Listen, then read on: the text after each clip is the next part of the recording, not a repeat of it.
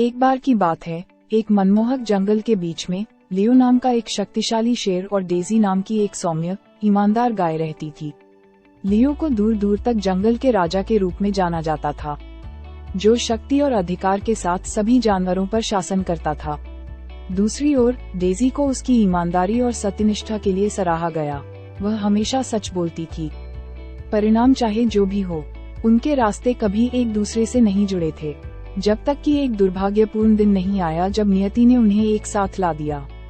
हुआ यूं कि शरारती बंदरों के एक समूह को एक खजाने का नक्शा मिल गया। नक्शा कल्पना से परे बहुमूल्य रत्नों और रत्नों से भरी एक छिपी हुई गुफा की ओर ले गया।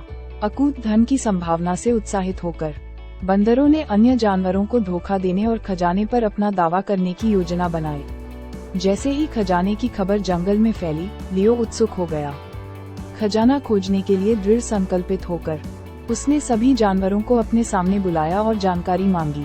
उसके क्रोध से भयभीत होकर जानवर कांप उठे और चुप रहे, लेकिन डेजी अपने सच्चे दिल से लियो के गुस्से के तहत हर किसी को पीड़ित होते नहीं देख सकती थी। आगे बढ़ते हुए डेजी ने नर्म लेकिन दृढ़ स्वर में कहा, महाराज, मुझे आपके साथ सच्चाई साझा करनी चाहिए। बंदरों के पास खजाने का नक्शा है और वे अपने लिए धन का दावा करने की योजना बना रहे हैं। वे आप सहित सभी को धोखा दे रहे हैं।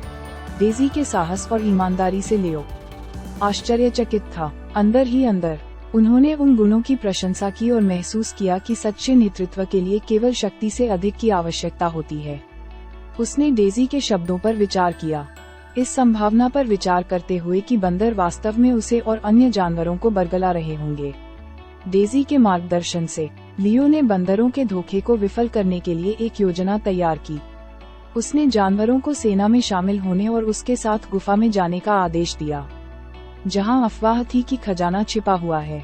बात तेजी से फैली और हाथियों, जेब्रा, जिराफ और पक्षियों सहित जानवरों का एक विविध समूह लियो और डेजी के मिशन में शामिल हो गया। जैसे ही वे गुफा के पास पहुंचे, उन्होंने बंदरों को प्रवेश द्वार पर पहरा देते हुए पाया।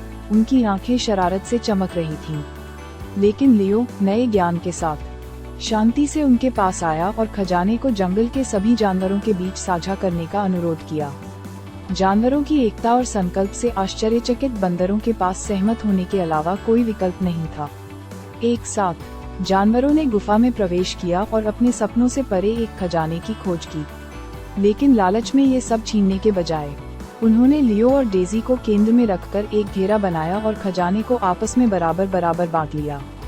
शेर और गाय ने पारदर्शिता पर जोर दिया, ये सुनिश्चित करते हुए कि प्रत्येक जानवर को उसका उचित हिस्सा मिले। एकता और निष्पक्षता की खबर पूरे जंगल में फैल गई और लियो की प्रतिष्ठा में बदलाव आया। वह न केवल जंगल का राजा बन गया बल्कि एक न्यायप्रिय और बुद्धिमान शासक भी बन गया। जानवर उसकी नई पाई गई विनम्रता और निष्पक्षता के लिए उसका सम्मान करते थे। इसके लिए ईमानदार गाय डेजी को धन्यवाद। लियो और डेजी ने ईमानदारी और करुणा के साथ जानवरों का नेतृत्व करते हुए एक साथ काम करना जारी रखा।